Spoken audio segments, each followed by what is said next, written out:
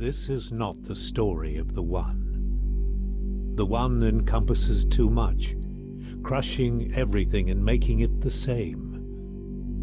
No. This is the story of the many, who are blessed with difference and rich in strangeness. This is the story of a family. Once upon a time, in the age of the eternal cylinder, there lived a family of little creatures called the trebhum. Trebhum are not the strongest, nor the fastest, and they do not have sharp teeth. They would make easy prey for the terrible force that came to their planet. But trebhum are loyal and resourceful and very, very stubborn. It is with such a trebhum that our story begins. One clever little creature born into a cruel world who would be instrumental in bringing prosperity to its kind.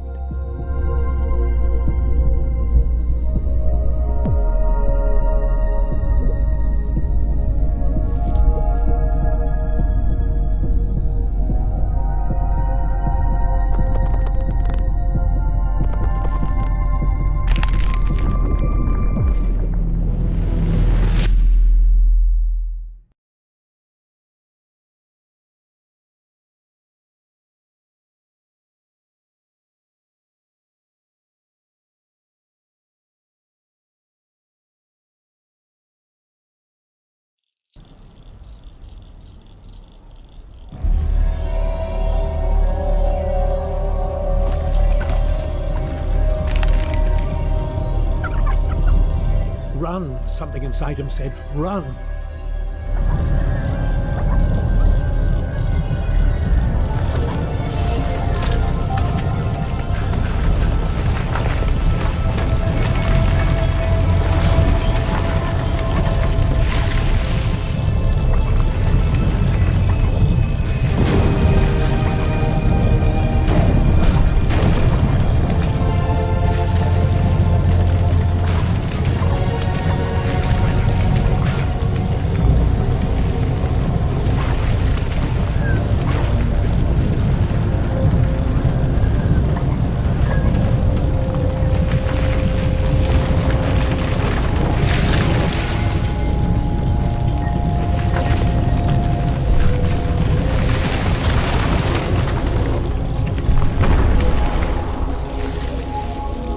The great crushing thing, the great cylinder, had stopped.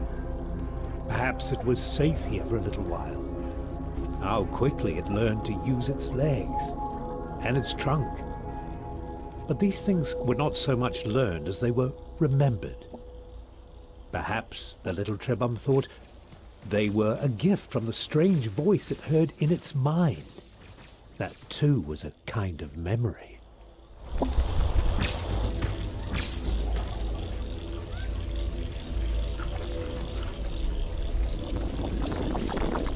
Just when it was starting to get used to its legs, the food from the jumping creature gave it new ones.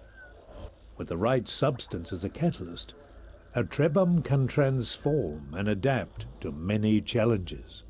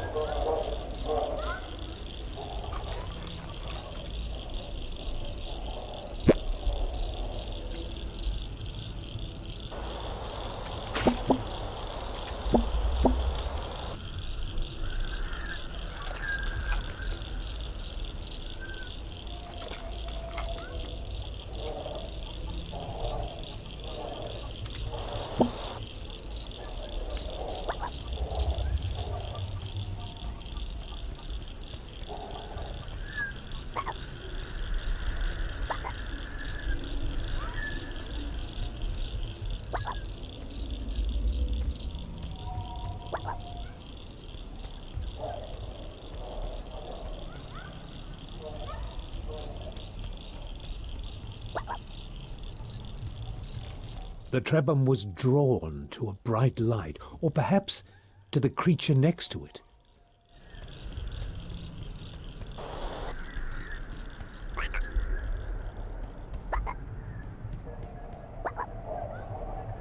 Except for the grass growing on the old one's head, they were very much alike. Surrounded by this light, the trebhum knew things it had not known before. It knew the older trebhum had carried this light for a long, long time, and it knew that now that responsibility had passed to the next generation. Yes, this young trebhum had to carry the light to those great towers in the distance.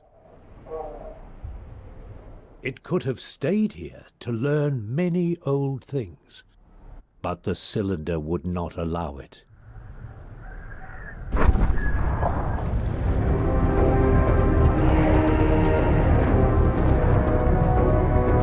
Run, the inner voice said, run! The towers would not stop the cylinder unless they were activated.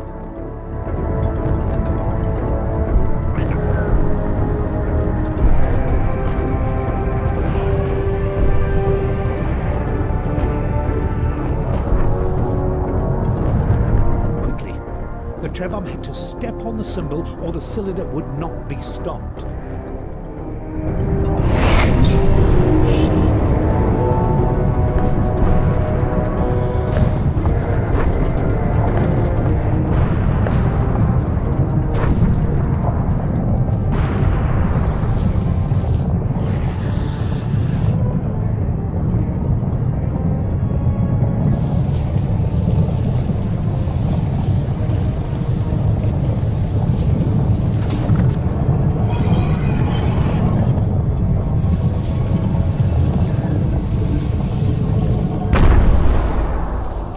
The voice inside the trebhum's memories assured it that while the tower stood, the trebhum would be safe.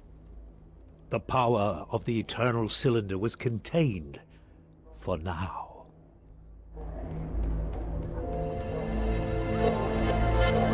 This relative tranquility gave the trebhum a chance to think about its family. Trebhum are not meant to live alone, so where were the others?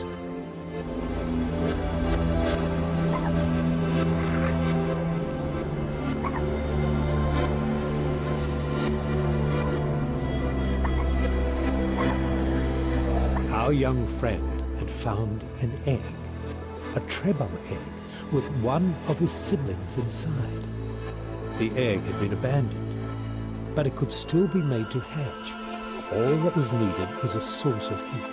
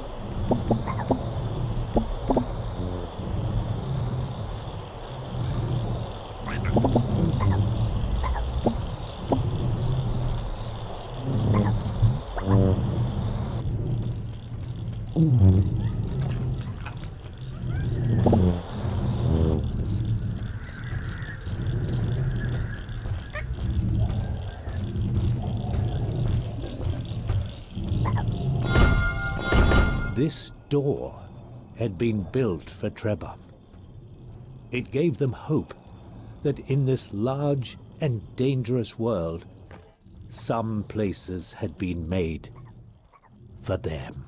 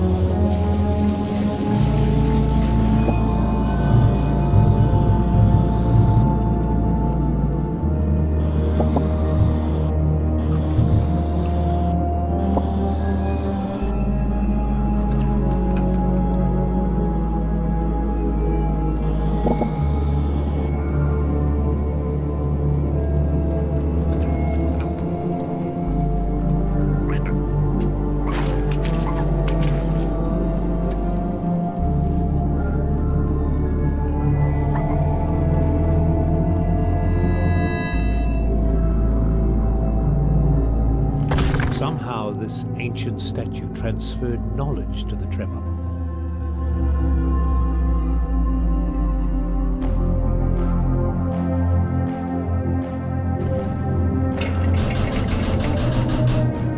It was as if a memory had been stored inside it, waiting for someone to absorb it.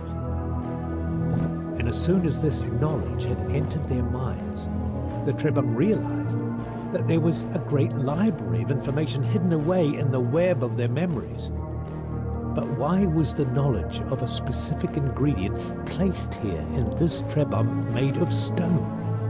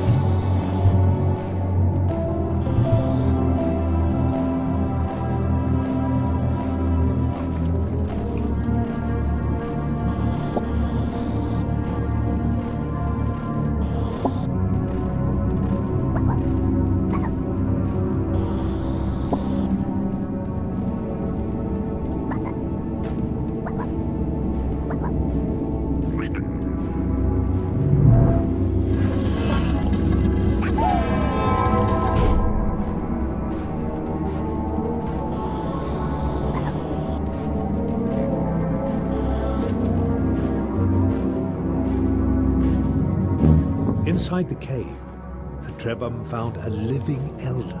It had been waiting in this chamber for a long, long time. The elder told them it was happy to see some friends before the cylinder came.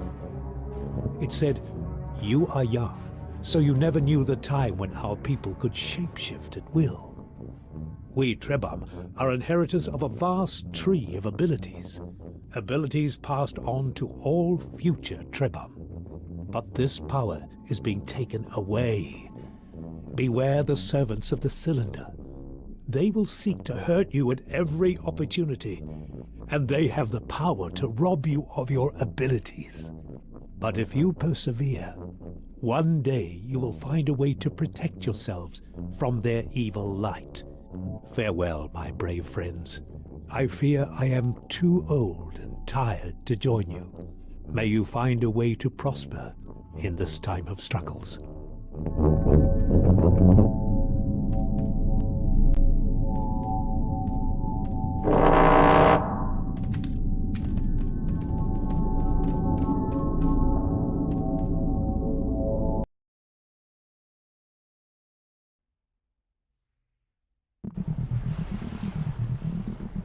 It was not easy to leave the cave, but the elder had urged them to go forward.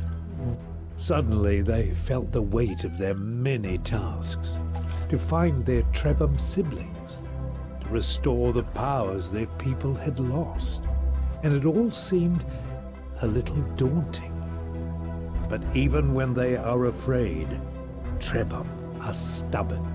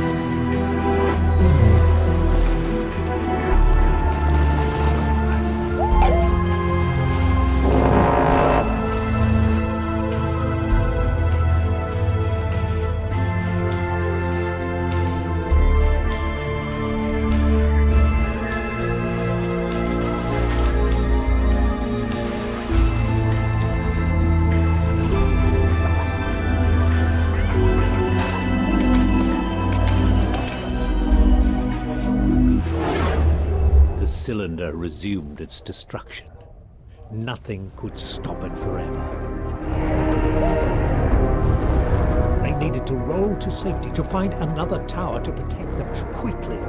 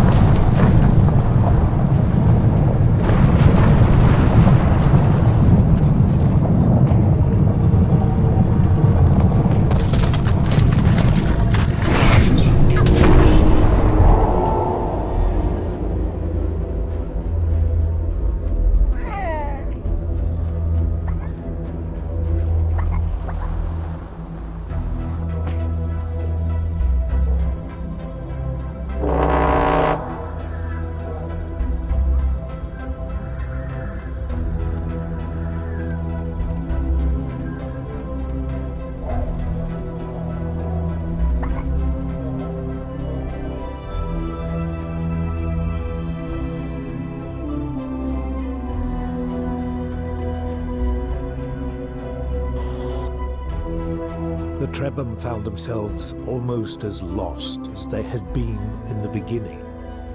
But the voice in their memories comforted them. It was only natural to be confused, it said.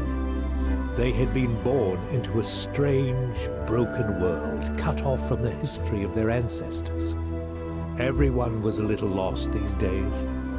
What mattered was to keep going, to keep looking for answers, to keep carrying the light they held within them, the light that stopped the cylinder.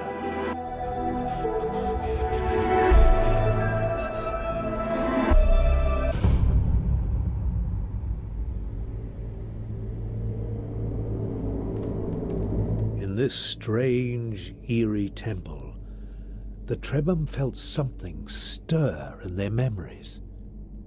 There was a great power in this place. Something from the days when even the elders were young. Perhaps it could help them.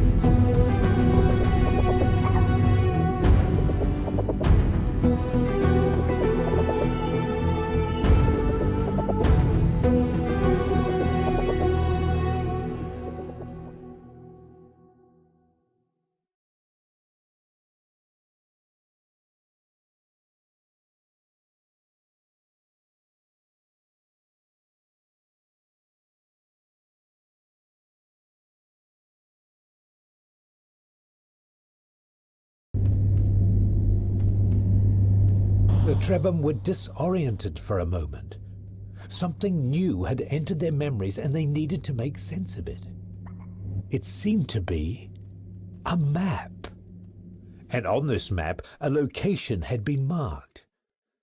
If they understood correctly, there was some manner of serpent, a guardian, a greater being of some kind, somehow linked to a safe haven. Could they find refuge there? Their ancestors must have created this map for a reason.